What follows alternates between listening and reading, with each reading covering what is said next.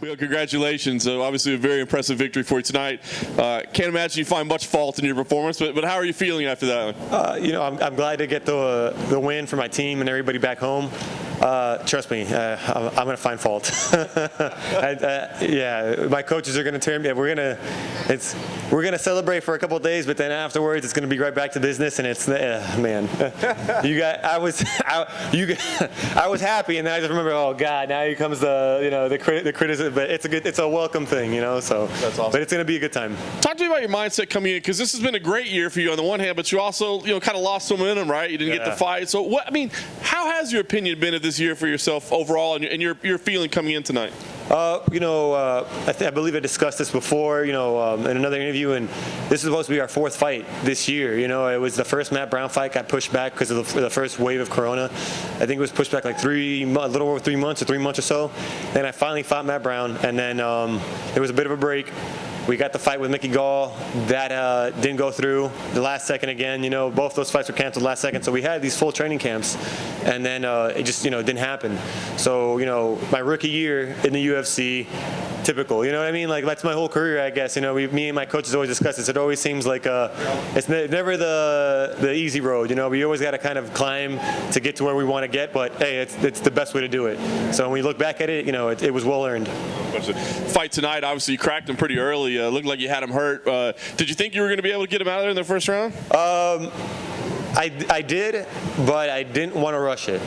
And it's something that, again, my coaches were telling me, just be patient, don't force it. And, I got to listen. They're the coaches for a reason. They called it, and I caught him, but I didn't want to push too hard. And then it came in the second. I felt him in the first with that knee, and I felt like I was good in that position, that close. So let me go back to it. And when I got there, it was just it was a wrap. Yeah.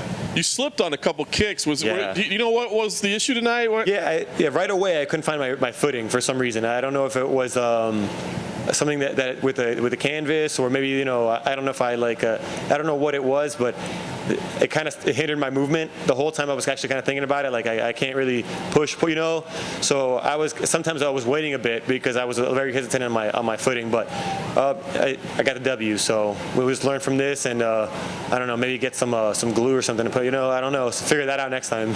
And not only the W by submission, right? I mean, is there something kind of fun about showing that, hey, I'm not just a striker out here too? I got some grappling. Yeah, I was I shouldn't be reading some of the stuff on the internet, but it's kind of hard not to. And they're like, what belt is this guy Baeza? You just take him down, it'll be a wrap. And I'm like, I've been doing jiu-jitsu for over a decade now, so good luck, And I was able to show it off a little bit that I'm more than just a stand-up guy. So. Do you have a belt in jiu-jitsu, or do you do no-gi? Yeah, yes, I'm more of a no-gi guy, but I have a black belt in jiu-jitsu. Okay. Yeah. Fair enough. There you go. So now we've got it done. So listen, now you know. Now you know. Listen, I got to think there's going to be a lot of hype around you after this. I mean, this is two back-to-back great wins for you. You said there's kind of some frustration this year.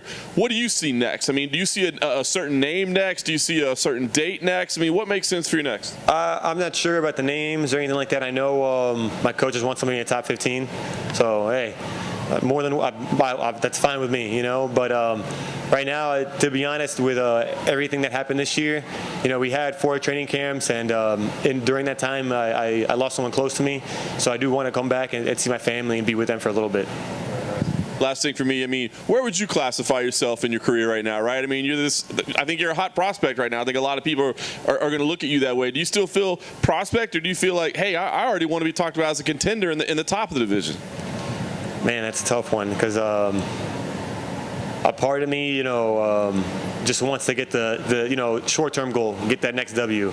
But the long-term goal is to get a title. So who's ever in front of me is in front of me, and it doesn't matter if it's top 15, top 10, bottom 20. Then whoever it is what it is. I'm coming after you. Hey, Schmo, I called you out last time. Who are you training with at MMA Masters and your weight division? Oh, I know what the answer he's looking for. Has he made you better, worse? Let's just, the elephant in the room, Colby Covington. Yeah, he's he's a good guy, man. I know everybody's gonna get on him and all the stuff he's saying, and it's a different person in the gym, and he's only pushed us to get better. So, and I have a bunch of other training partners: Rico Ferrantine, Colin Lubertz, Michael Lilly. Those guys are all, they're not in the UFC, but they belong in there, and there's a lot of tough guys there. So, I got Cesar Mutante, who just signed with with PFL, and man, he's a badass. So I got all these guys pushing me, and Colby, just another guy who's gonna make us better. So. How soon do you want to get back in the octagon? Man, I don't. My job is to fight. So whenever they call me, I do my thing. Great victory. Thank you so much.